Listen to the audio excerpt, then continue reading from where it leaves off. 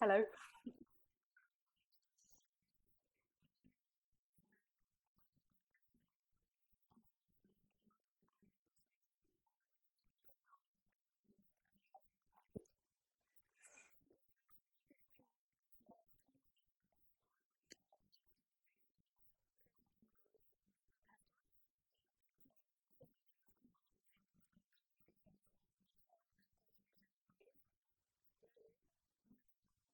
Thank you. Very well, thanks. Very happy to be engaging in this very exciting event. Thanks for inviting me. How are you doing today? Good. Thank you. All right, so I'm going to go ahead and share my screen with you all. And I can see that you can see what I can see, which is great. So I am going to speak with you about some of the psychology behind emotionally resonant conversations. So as you know, for the last 6 to 8 months, depending on where in the world you are, we've been seeing quite a lot of fundamental shifts in consumer behaviors and expectations, whether that's in terms of how their favorite brands communicate with them or how they service them. We're seeing some dramatic behavioral changes, of course. And this is all wrapped up in the fact that communication has fundamentally evolved, whether we're talking about relating with loved ones or with the brands that we love. And so the problem is that, of course, as we shift more into virtual communication, that communication becomes more remote. So it becomes harder to have that emotional quality. We rely more heavily on text and video. So a lot of the physical presence that we have in relating with others is stripped away. We also have a greater desire for convenience. So there's less of forgiveness when things go wrong because we have come to expect virtual services to be immediate. The other problem, of course, is that a lot of the communication is asynchronous. So one of my experiences with brands and friends alike is that you might send a video or an audio or a WhatsApp message and then not hear back from them for a day, 3 days, a week. So there's a lag in terms of communication. But on the plus side, we're also seeing a lot more openness and a lot more potential for intimacy. So the number of Zoom calls that most of us might have had with a professional, I don't know, maybe in a colleague sort of setting, where pets roam across the desk or you see kids in the background, it means that there's a little bit more of a human connection that's potential now. So brands are really having to adapt in the face of all of this uncertainty and the unpredictability that we face.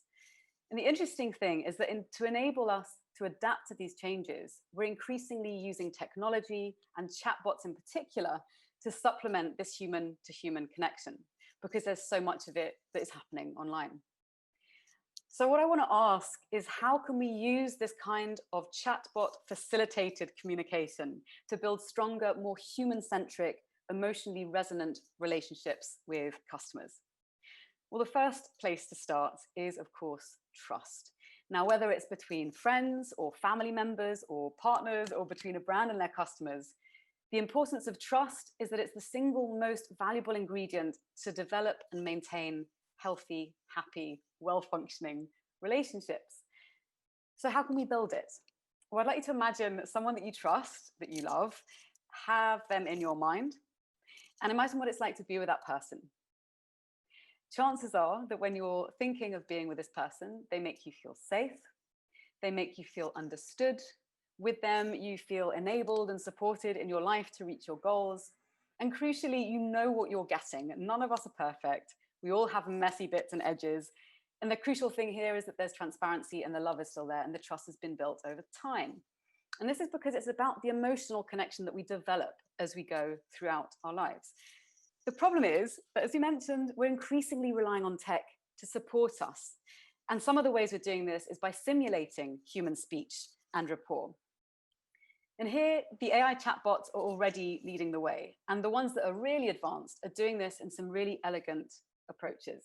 So they're using natural language techniques, which is free text communication, which emulates the ebb and flow of human to human conversation.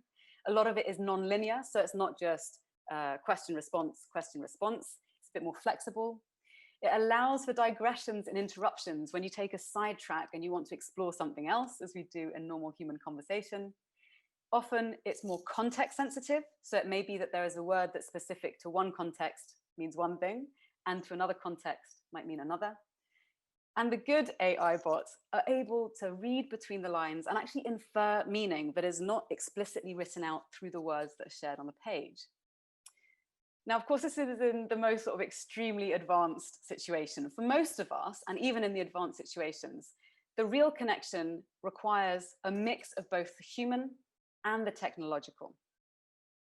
And so here, the important thing to stress is that chatbots, if they're able to handle routine tasks, it can actually free us up and free human agents up who are in customer service to deal with specific and much more complex queries that require a bit more compassion maybe, or a little bit more nuanced creativity in trying to resolve certain issues.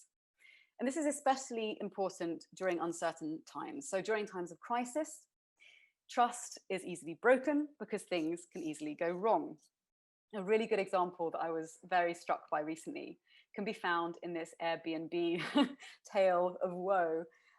So when people started cancelling their holidays and hotels and plane rides were basically blocked, a lot of people were trying to get refunds for the money that they paid. This was one of my favorite tweets. They had to cancel their vacation due to COVID, and Delta and Marriott and some French travel agencies refunded fully all of the lost flights and accommodation. But Airbnb didn't. And what's worse is instead of just not give people their money back, which is bad enough, Airbnb then asked guests to give donations of money to their hosts just for gifting. It's basically like a hotel cancels your stay and then asks you for money for a stay that they're not going to refund you just because they want you to pay the hotel out of goodwill. It's completely inverted. It's absolutely bonkers. And of course, they got a huge amount of criticism for this. And someone wrote this. It's got 55,000 likes and over 7,000 interactions. This person says, Airbnb has lost its bleeping head. Why would I donate to my host? I can't even afford one house. And another person said, I'm not sure I will be contributing to the mortgage for someone's second house anytime soon. So they really missed the mark. And this is just one really big example of what can happen when shit hits the fan and you need to find ways to repair the rupture that has been caused. So when trust is broken, it can undermine even the most committed and established relationships with the most loyal customers. It can also lead to customer disappointment. And if it's handled really badly, like the Airbnb, it can even lead to rage, which is never a good thing. And it can also, in the short term, create a loss of sales and competitive advantage. The crucial thing here then is how can you repair the broken trust and rebuild the customer relationship? And again, this is where emotionally resonant and rapport building conversation is so crucial to the bottom line. And it really fundamentally is about rooting yourself in empathy. And of course, this is something that we are talking about a lot right now because it's more important than ever before. And empathy, in a nutshell, is our capacity or ability to recognize, understand, and actually share the thoughts and feelings of another, whether that's a person or an animal or even a fictional character. It's being able to walk in someone else's shoes. Now, in order for repair of a relationship with a customer to work, there has to be adequate understanding and a really genuine apology. But this can only happen in cultures which are not too litigious, so where you're not going to get sued for admissions of wrongdoing or guilt or mistake. Psychologically speaking, you have to be able to admit that a mistake has been made. You then have to be really sincere with your admission of that particular mistake, and in your apology, you have to mean it. And it has to be explicit and unreserved. This means you have to name exactly what you've done wrong, and you have to attach no conditions to the apology. Just, we're really sorry that you lost your travel refund. We did everything we could. We're sorry from the bottom of our hearts, without saying you did something wrong, etc. But of course, the problem is that when we're remote, it's much easier to fall into what's known as the hot-cold empathy gap. And this essentially is a cognitive bias that we all have, in which we underestimate the influence of visceral drives, I'll tell you what that is in a sec, on our own attitudes and our preferences and our behaviors and our decision-making.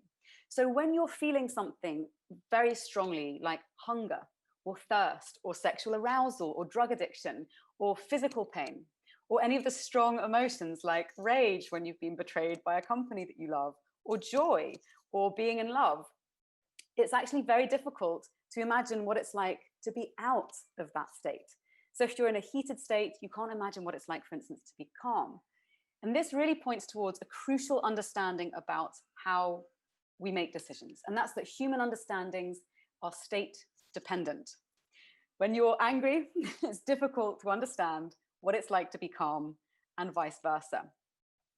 And if you're a customer service representative, how can we avoid falling into this gap to better understand customers and to bridge that emotional bond again? Well, we have to find a way to use language that can foster trust and understanding. This means crucially being sensitive to the context, being responsive to that individual and to their situation, being very deliberate and conscious in our language use, being able to engage in active listening. This means actively listening to the words and phrases that the customer is using and reflecting that back to make sure that we've adequately understood what they're saying. So I want to give you an example of a conversation so we can dive into this a little bit more deeply. It's a lot of text, so I'm going to read you through the most salient parts. So the customer is in the grey box and they say, sorry for the long explanation. We have to stay in another hotel and we found out there's a reduced meal plan. This is the 4th or 5th customer representative they're spoken to, so they're not expecting that anything will be happening. So in green, the customer service rep says, I deeply understand your concern. I share your feelings. Already there's empathy there. I understand that you've lost the confidence you had in us. They're inferring what's happened.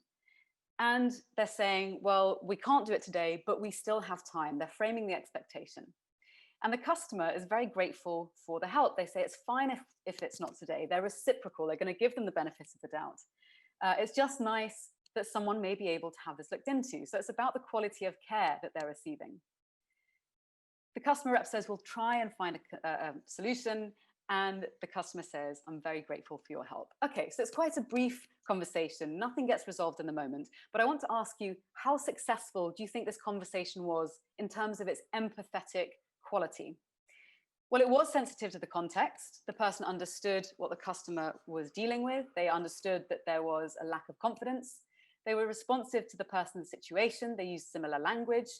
They were conscious and deliberate, saying, you know, we have time about this. I'm understanding how you're feeling. I'm going to assuage your fear. There was active listening in which they listened and reflected. And the language overall fostered trust and understanding. I'm going to break down some more detailed conversations in a moment so you can see this even in more detail.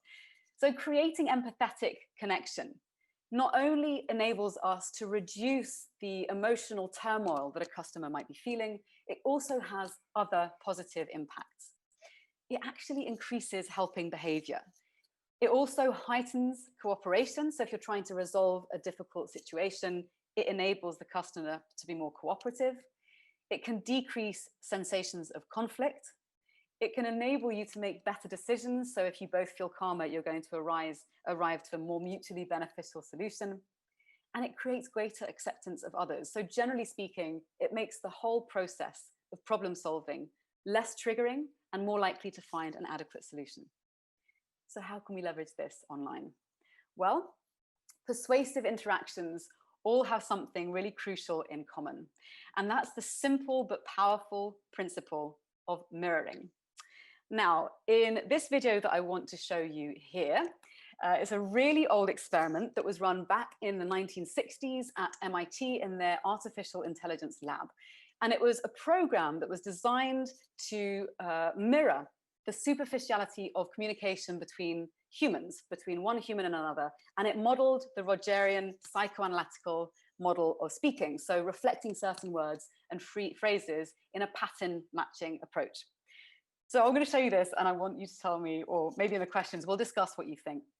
How are they creating a sense of empathy between the person and the machine? But what if you had a perfectly natural dialogue with a computer? Wouldn't that be like talking to another human being? If you could have a perfectly natural dialogue, it's a very big if. A typical attempt to get a computer to simulate a real conversation is a program called ELIZA. There's a simplified version of it on the PET. Please tell me your problem. What's this all about? ELIZA simulates the sort of conversation that you might have with a psychiatrist. Pretend that you have some psychiatric problem. Type it in and see what happens. I'm depressed.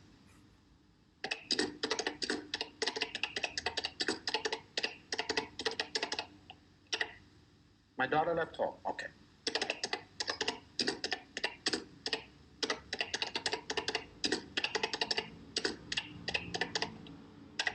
Please go on. Well, I certainly don't want her to get into trouble.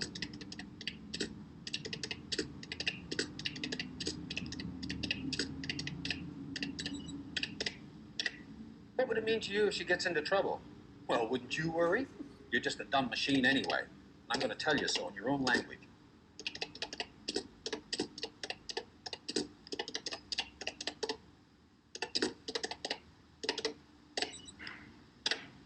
Do computers frighten you? You know, that's really incredible. It's as if it really understood what I was saying. But it doesn't, of course. It's just a bag of tricks. It has a lot of canned phrases such as, please tell me your problem, tell me more, please go on. It's programmed to throw these out from time to time. Yeah, but it seemed more than just random. If you start a sentence with, I am, it might turn it around with, how long have you been? But it doesn't really understand any of this conversation. Type in some nonsense and you'll see. All right. Tell me more about... Oh, I get it. It hasn't the faintest idea what I'm talking about. Okay, so this video goes to show how even just a little bit of mirroring someone's language can really help create a sense of rapport. And what's funny is that even though the secretary of the researcher who designed this program saw the way that he had designed her over months, she actually wanted privacy when she was using the machine. That was the extent to which she'd forged a connection with the AI, even though it's not even intelligent. So just understanding the customer's motivation and mirroring their language use can be a really great way to foster emotionally resonant conversations. Let's dive into another example, conversation number 2. So here someone is trying to find a laptop for work that needs to be able to travel with easily. So the customer representative says, okay, is there a price range? Not really, under 800. And they're wanting a good camera for teaching, and they're overwhelmed by the options. So the rep says, okay, I understand completely there are a ton of options. And the customer says, I don't want anything too bulky or heavy. And it has to have good cameras. Okay, so you get the gist. And the customer rep says, I left out the bulkier and heavier ones so that hopefully it matches their preferences. So the customer is happy. How successful was this conversation? I'm going to break it down here. So the customer rep understood the context and the key features. It had to be a laptop for working with a good camera, and it had to be not bulky or heavy for traveling. They had good rapport. Here, the client says, I was overwhelmed with the options. The customer rep says, I understand completely. There's a ton of options. They could have said there's tons of cameras, but they used the word options and options to mirror. Simple, but nice. The mirrored language use doesn't just stop there. You also had good cameras, you also had the options, and then you had bulkier and heavier. So using specific language in order to create that sense of understanding and rapport. Conversation number 3. Okay, so someone needs to change their surname on a delivery because there was a typo the last time and the deliverer couldn't find the person. So the rep says, I'll edit your name on the account. Great, done. The problem is that that wasn't the complete issue. The customer then goes on to say, well, my order is going to be delivered in 1 month's time. Will it have the right surname when it arrives, basically? And the customer rep says, no. The order was made with a typo. It's not, no, I'm sorry, it's just, it's your fault. So they say, okay, well, actually, my issue is that it won't be delivered with the typo on. I don't have a car, and it's a big item. Is there a way to update my name since the delivery is in 1 month? That's 4 weeks. No, sorry. Okay, that was it. That's it. So you can tell where I'm going to go with this one. How successful really was this conversation? Well, the customer rep understood the context and the key issues. They understood that the name had to be changed on the account. And because they were able to reply with a no, they clearly understood that the issue was also to update the name on the delivery so it would arrive in a month. The problem was there was no rapport or empathy at all. And so here they just had the no sorry, and that was it. No explanation, no apology. And so this led to a mismatch in tone. So you have the conversation, there's no, we can't help you with your issue, and then a closing statement that was very strange in terms of emotional qualities. They say, if there's anything else that I can help you with, I'll be closing the chat window. Thank you and have a great day. But they haven't resolved anything, so the client is going to leave feeling frustrated and they're not going to have a great day. So what could they have done differently? Well, they could have explained. Instead of this, just saying, no, sorry, they could have said, and I've created this here so you get a sense of how to use these approaches. I wish I could be of more help, that's intention to help, especially as you don't have a car and it's a big item. So again, you're reflecting back the context using the language they used. I can only update your name for future orders because the order was placed and processed through a different department. You're giving a reason as to why you personally can't help. I'm sorry about that. It's an apology, a sincere apology. Okay, so why is this more persuasive? Well, let's do a really quick experiment before we jump to the Q&A of our own. Here's the experiment. Imagine that you're queuing to use a photocopier back in the old days, and someone wants to cut in line in front of you. And they either say one of the following three things. Excuse me, I have 5 pages. May I use the Xerox machine? Excuse me, I have 5 pages. May I use the machine because I'm in a rush? Or because I have to make some copies? Which do you think is more persuasive? Well, this was run as an actual experiment. And even though the first one had 63% compliance, when you use this, 63% of the time you're allowed in front, the second one had 93% compliance. And the final one had 94. So that's clearly the winner.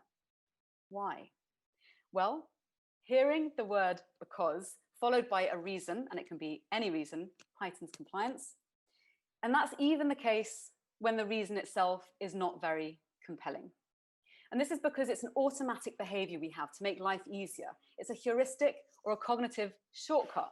So if you are in a situation where you're already mirroring language, you're using empathy, and you're trying to diffuse a situation, using the word because in a customer service dialogue, like I did here, can actually help the other person to feel they are more understood, and it can give them a sense of why you can't help them out. But it's not just about rationalizing your position. It's also about making sure the customer feels you're being authentic. And this is really about the quality of being real, true, and genuine. And it's important because it improves receptivity to your message. People will be more open to you. It enhances the perceived quality of the message and the service and the brand, and the increased purchase intention which results because of it. So to give you a final quirky example, Sainsbury's, it's a UK food store. In 2012, this is a classic one, they received this upsetting customer report that the chicken in their sandwich tasted like it was beaten to death by Hulk Hogan. Was it? And Sainsbury's responded with authenticity and an apology. Really sorry it wasn't up to scratch. We'll replace Mr. Hogan with Ultimate Warrior on our production line immediately. So this is a very quick whistle-stop tour through some of the principles. But all it comes down to essentially is that emotionally resonant conversations have to be not only persuasive, they also have to be compassionate. So I'm going to leave this cheat sheet up, which you can take a screenshot of. Build trust, natural language to build rapport. Make sure you're empathetic, that means being sensitive to the state and context of the person. Reflect their specific phrases and language. Explain using the word because fosters understanding. Use authenticity, respond with personality, and make sure that the person feels that they're connecting to a real person. That's very rapid fire. If you want to find out more, you are welcome to check out my book, and you can ask me questions directly now. So I guess over to the Q&A.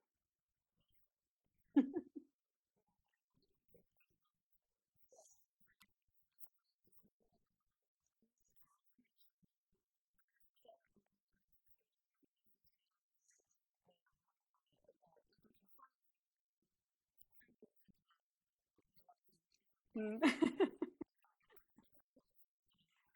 pleasure.